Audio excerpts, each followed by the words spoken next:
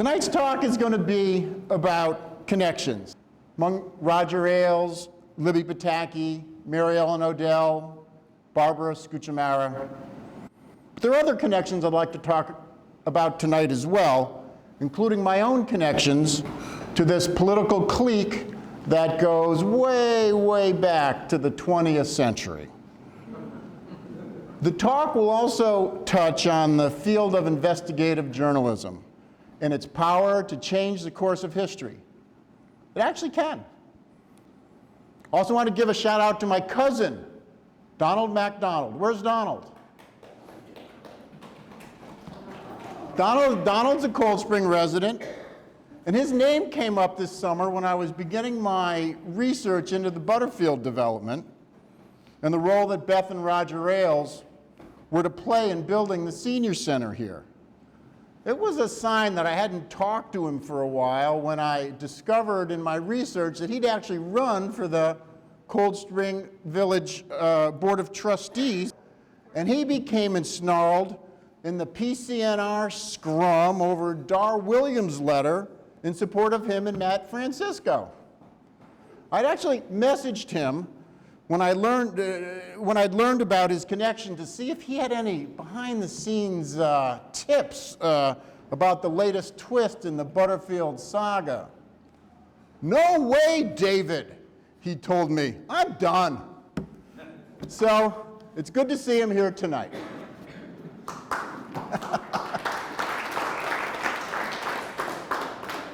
I also want to thank my bosses back at the Journal News who had the gumption to invite me back to the paper in 2012 to write a column called Tax Watch, which sure turned out to be a good idea in a region where the tax burden is heavy and some very powerful people cut corners when it comes to tax law.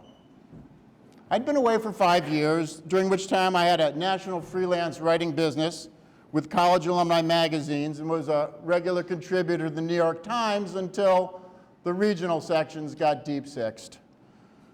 I was also big into bike advocacy back then and garnered some foundation funding to put biking on the public agenda in our region. My editor Frank is here tonight, and I want to thank him for his support that he's provided since his arrival in 2015. Not long after he showed up, I received the press release announcing the groundbreaking at Butterfield, with the spanking new senior center to be located in one of Paul Galero's new buildings. There would be Pataki Park alongside it, named for the governor who lives just down Route 9D here. And there was the involvement of Roger and Beth Ailes, with the media magnate donating $500,000 to have his name grace the building's facade. And Beth was going to help design it too. My idea for a column that day would be about all the connections that were presenting themselves at the groundbreaking. George Pataki and his quixotic bid for the Republican nomination for president. Libby Pataki's run as MaryEllen Odell's rock star tourism director. And the involvement of Roger Ailes, arguably one of America's most powerful media figures, who had transformed cable television and had as one of his stars Jeanine Pirro, the former Westchester County prosecutor who blew a gasket 20 years ago when I went undercover in my cycling togs to discern whether she was really using the county cops to take her kids to Rye Country Day School. She later vowed to never speak to me again after I'd asked questions about her husband's questionable political campaign contributions. And oh yeah, her husband Al, a Republican power broker back then, he went to prison on federal tax charges. As it turned out that day, as it does in journalism often, the facts on the ground changed the storyline, which in a funny way brings me back to Frank. George and Libby Pataki never showed up that day after a son-in-law took ill. But MaryEllen Odell and Roger and Beth Ailes were there on that really hot July morning under the big tent. I knew nothing about the back and forthing going on at the Cold Spring Planning Board, which it turned out, I think my cousin had headed up before Peekskill transplant Barney Malloy took over, but that was before Matt Francisco arrived to do his due diligence. But I was impressed by the renderings of Galaro's buildings and took particular interest in the facade of one building, which trumpeted in sizable type, Roger Ailes Senior Center. Whoa. So this was what $500,000 bought you in Putnam County. For $500,000, the Ailes had bought their way into the public building just 7 years after arriving in Garrison. I tried to talk to Ailes that day, but he had little to share with me. And I was just kind of hanging around while others came to meet and greet him, as us journalists are prone to do on such occasions. And he snarled at me to remove myself from his proximity. Sorry. Then a little birdie came to rest on my shoulder to whisper in my ear. It's the species that are drawn to journalists, like the American goldfinches that appear seemingly out of nowhere when I fill up the sock outside my study with thistle seed. This little birdie chirped that he recalled that the county legislature had passed a county law a few years back that barred Putnam from naming a facility for someone until they were 5 years in the grave. I knew firsthand that Roger Ailes was alive. He had just snarled at me. Time was tight. I had a deadline later that day, and I had it in my head the story was going to be about the Patakis and MaryEllen and the Aileses. But now I had my hook. Still, I needed to see if that little birdie's song was true. Once back in the office, I went online, poured through a few years of meeting minutes on the county legislature, and finally, bingo! There it was. The law that said Putnam County couldn't name a facility for a living soul. I reached out to MaryEllen and the Ailes to get their response. The county executive said she was in the clear and the name could go up on the building because the county was only renting it. But a facility was a facility, regardless of who owned the four walls. At Fox News, I ended up at the office of Irina Briganti, who, as was her wont, became fiercely combative. After I stood my ground, citing the law that I'd discovered, she called Frank. They hashed it out. We tweaked a line. My story stood. I called a county legislator, and she spoke up in favor of following county law. The county now knew it had to change the law before it could put the Ailes name on the building. A few months later, those renderings were in the dustbin after Galero got a better offer from New York Presbyterian than in the Leahy Pavilion, which brought us to this summer's imbroglio, which on today's autumnal equinox is not yet over.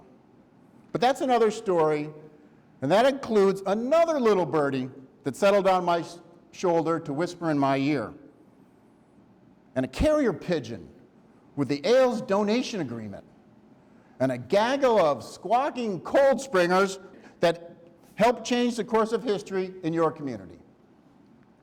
But before we get to the latest outrage, and I know you're itching to talk about it, let's take a stroll way, way back to the 20th century in the early 1990s when I was on assignment for Gannett in Albany, covering the State House. Among those I had an eye on was former Peekskill Mayor George Pataki, an assembly backbencher in the Republican minority who was ambitious. I had a political column back then too, and he was often the subject of my speculation. At the time, he he still called Peekskill home and had been raising money for what insiders thought was a bid for Westchester County Executive, if the U.S. Senate ever got around to confirming Andy O'Rourke for a federal judgeship. O'Rourke was never confirmed. And by the spring of 1992, Pataki was still in the Assembly minority. Then, in late March, during the climactic week of budget talks, the budget bills were getting rolled out, and there was another weekend of round-the-clock meetings scheduled. That meant that I, like the legislators, wouldn't be making it back to Westchester for the weekend. Then I got a call from a little birdie in the state Senate who was, quite frankly, livid. She told me that State Senator Mary Goodhue, the Bedford Republican in her 7th term, who had hired George Pataki several years earlier to serve as her aide when he was just getting into politics, was in Florida on vacation with her grandchildren. Whoa.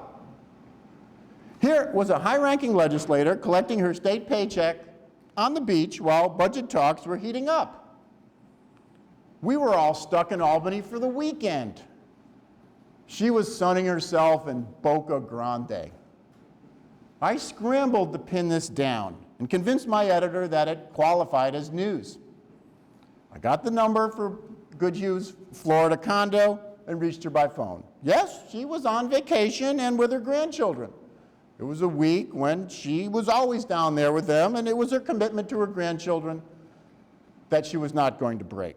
She assured me she was in touch with the Senate staff by phone. It didn't really matter that she wasn't there because she wasn't taking part in the budget talks anyways. At the time, fellow Republican State Senator Nick Spano, who, I may add, later went to prison on federal tax charges, he was floored by Goodhue's absence and her assertion that there was no reason to be in Albany that week. My story unleashed a torrent of criticism, including a sharp critique by a group called Change New York, a watchdog outfit in Albany that was on the hunt for malfeasance up there. Goodhue quickly became a symbol for all that was wrong in Albany, the need for term limits and new energy from new members. A week after my story appeared, Peekskill laundromat owner Larry Gomez announced he would challenge Pataki in a primary. By early May, just 6 weeks after the story appeared, Pataki was on the verge of violating one of all the state GOP's sacred taboos, having Republican Assemblyman primary a sitting Republican senator. And Sandy Galiff, she's here tonight. She knows how it goes. But there was blood in the water, and Goodhue's unblemished facade had cracked. By mid-May, Pataki had announced his challenge, and he won in November. When he was sworn in that December with great pomp, Sister Mary Felix from Garrison predicted the next time we would all gather in Albany would be his inauguration for governor, which came 2 years later. Helping run those campaigns was a Peekskill lawyer named Mike Finnegan, who later became his chief of staff in Albany. Finnegan is now the attorney for Paul Galero at Butterfield. His wife Candy was on the board of Libby Pataki's bogus Putnam Tourism Corporation. While all this was going down, I'd heard a rumor that the Peekskill Republican was selling the family farm in Peekskill and moving to Garrison. It didn't really matter that much in the race because the state Senate district included both Garrison and Peekskill. I could never pin it down, but it turns out that that's what he did, buying the 14-room mansion called Xenia on 6 acres off 9D in Garrison. In Garrison, he joined some other Peekskill friends, including Barbara and Tom Scuccimarra, who had crossed the border in the mid-1970s. George and Tom went to Peekskill High together. Pulling off the sale of the farm along Frost Lane off the Bear Mountain Parkway proved dicey for George. It takes money to make money in real estate, but the Patakis were short on cash. So coming to his rescue was none other than Paul Galero, who then had a company, and still does, called Unicorn Construction. According to a New York Times story back in 1994, Galero loaned Pataki $60,000 for the engineering studies on the 13-lot subdivision. Then in 1994, Pataki sold Galero several lots for a grand total of $75,000. Once he became governor, Pataki remembered his Peekskill chums, which at times put him at odds with the Republican County Republican establishment.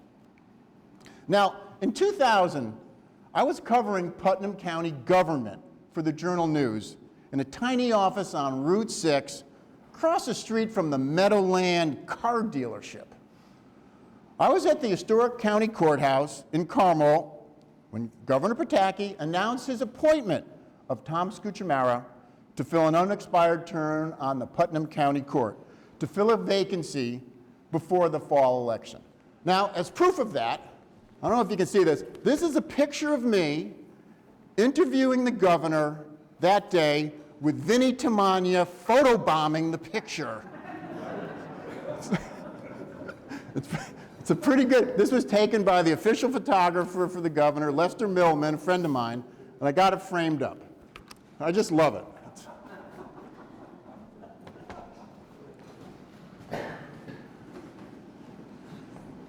You see, when he nominated Tom Scuccimarra for the county court judgeship, this came as an affront to the powers that be in Carmel, which included GOP boss Tony Scannapieco, the longtime Republican elections commissioner, who once called the Carmel cops on me when I staked out his home across the street because he wouldn't answer a question I had about why he, who was also the chairman of the Putnam County Republican Committee and the Carmel Town Republican Committee, had failed to file campaign finance reports that his operation would review.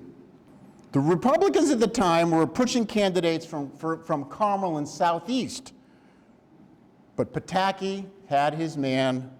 Peekskill was in the house. Scuccimarra was sworn in for the remainder of the year, but still had to face voters in a September primary against Jim Rooney, a lawyer from Southeast. Scuccimarra was soundly defeated. But not to worry. By early 2001, Pataki had appointed Scuccimarra to a term on the State Court of Claims in White Plains, where he continues to serve. He's now in his second term. The split between the Pataki forces in Garrison and the Republicans in Carmel got patched up a few years later. That came after State Senator Vinnie Leibel, who succeeded Pataki in the Senate seat, went to prison on a kickback scheme involving a nonprofit housing corporation he ran in Carmel, whose treasurer was none other than MaryEllen Odell, Putnam County Legislator and now our county executive. Odell, who later turned on Leibel and ran against him as the feds closed in, he was led away in handcuffs just days after he beat Odell in 2010. And after a year with Paul Eldridge as interim county executive, Odell won election in 2011. By then, the county Republicans and Pataki had patched things up after the Tom Scuccimarra kerfluffle. Scuccimarra was ensconced in the Court of Claims, and his wife Barbara was getting a foothold in Phillipstown politics as a member of the Phillipstown Town Board. She was the Republican star in the Putnam County's Democratic stronghold. By then, the Aileses had come to town. Roger was running Fox News, and they quickly became a political force in Putnam County when Elizabeth became publisher of the PCNR and the Putnam County Courier. That same Fox News attitude, a disdain for Democrats, became the newspaper's trademark. The Pataki-Scuccimarra camp then became allied with MaryEllen Odell as she sought the county's top spot. The former governor did a campaign TV ad for Odell, and she forged the bond between the county's east and west side Republicans. The campaign also planted the seeds for Libby Pataki's rise to become the county's tourism director. In November 2011, after George swore in MaryEllen, Libby said Libby, when she was still returning my calls, told me she'd sidled up to MaryEllen and told her she'd like to be the county's tourism director. There was a small problem, though, because someone else already had the job. A very well-respected woman, Val Hickman, the wife of Judge Barrett Hickman. She was the former tourism director for the country of Aruba and was a tourism professional. It wasn't pretty how it all went down, with Odell forcing out Hickman as she was just months away from dying of lung cancer. So Libby in 2012 became tourism director of the Putnam County Visitors Bureau, a nonprofit 501c3 organization that contracted with Putnam County to promote the county as a good place to visit. MaryEllen moved the tourism office from the Donald B. Smith campus down by the car dealership over to the third floor of the county office building just down the hall from the county executive's office. Libby had big plans back then, which included tapping some of the big money folks who had paid her more than $300,000 as a consultant while George was governor. How'd she do it? I learned that when another little birdie paid a visit. Dave, you got to look at the second nonprofit that Libby has. It just doesn't look right. This went on for months. The birdie kept coming back. Come on, Dave, come on. I couldn't, frankly, be bothered. I was up to my eyeballs trying to understand New York's screwed up property tax system. But finally, I looked. And what I found was astounding. Her vehicle was a second nonprofit she formed called the Putnam Tourism Corporation, which sure sounded similar to the Putnam County Visitors Bureau, the nonprofit that paid her $70,000 a year and received close to $300,000 a year of public funds. She set up the Tourism Corporation with the assistance of Wilson Kimball, who had been Libby's chief of staff when she was First Lady up in Albany, and was later a George Pataki appointee as senior vice president of the Battery Park Authority. Kimball was then working for the City of Yonkers Development Office, living in Manhattan, and she was the chairwoman of the Putnam County Visitors Bureau. And she was also listed on the board of this tourism corporation. And so was Barbara Scuccimarra. It was all very cozy and poorly managed. My research earlier this year found that neither of the nonprofits had a functioning board of directors, as required by state and federal law. Barbara Scuccimarra, by that time, was on the county legislature, and she was also the Tourism Bureau's treasurer in control of county funds she appropriated while on the legislature. Libby was pulling down $70,000 from the Visitors Bureau and then took home an additional $50,000 for essentially the same work from the Tourism Corporation. Legislators were surprised to know that she drew a separate salary, and she ended up resigning from the tourism post 6 weeks after my investigation was published. She dissolved the Tourism Corporation this summer at the assistance of Attorney General Eric Schneiderman. A quick aside. My February investigation found that Barbara Scuccimarra had failed to disclose her position in 2013 and 2014 on the Visitors Bureau in her annual disclosure statement to Putnam County, which she signed, as this document says, under penalty of perjury. She was swearing to the truth of this document. She did not list her position as treasurer. She has yet to amend those filings, though she promised to do so, and she remains in violation of the ethics law. She amended her 2015 filings after the ethics board found that she hadn't listed her husband's employment as a state judge. But I just got her 2016 filings. Lo and behold, she admitted her husband's state job again citing the document under penalty of perjury. I'm not holding my breath waiting for District Attorney Bob Tendy to prosecute this repeat offender. But maybe there's something in the law about an exception for the wife of a state judge. I don't know. The Pataki story also brought me into the crosshairs of the PCNR. Doug Cunningham's here. Hello, Doug. An occurrence that gave me an inkling of what many of you have experienced after speaking up as part of the democratic process in your town. A week after the investigation of Libby's tourism nonprofits was published, and Schneiderman's office had announced it was swooping in, Doug wrote a column entitled, David McKay Wilson, character assassin. Okay? In the column, Cunningham delved into my professional life and community activism from 2007 to 2012. At the time, I'd obtained a 3-year grant from the Westchester Community Foundation to promote biking in the region. And this was while I was president of the Westchester Cycle Club and working to make that organization a 501c3. At the time, we were also partnering with Putnam County to promote biking in Putnam County. We were partnering with Val Hickman to promote the Tour de Putnam, which was a really great event. At the time, my group affiliated with a national organization called the East Coast Greenway Alliance, because the East Coast Greenway went through Westchester County. Cunningham tried to equate my work with the ECG with Pataki's bogus tourism corporation.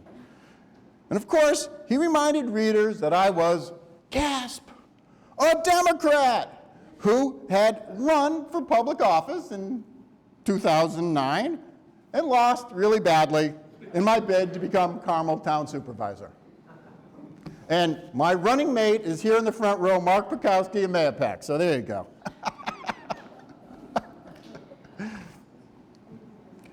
Doug had also gotten reports from the Odell administration that, as he put it, I was skulking around the county office building looking for Pataki and looking up the Pataki's land records. How dare I do such a thing?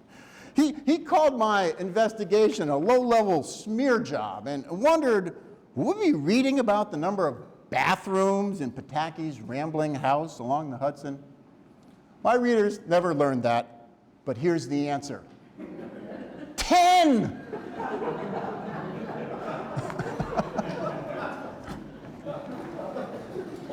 So Libby left the Visitors Bureau in March, and the Bureau just put out a new job description for a new tourism head. The Peekskill connection continues at the Visitors Bureau, where Barney Malloy, the former Peekskill operative who came here a few years back and served as Cold Spring Planning Board chairman when the Butterfield development got its early approvals.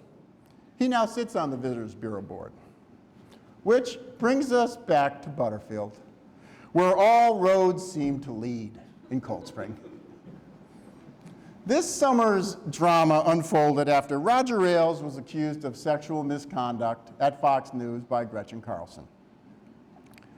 It gave me an opening to revisit the issue when I hadn't written about the plan since Galero did the old switcheroo and moving the senior center from the new building to the old Leahy Center. I called around and was impressed by how intimidated people in this town were to speak out.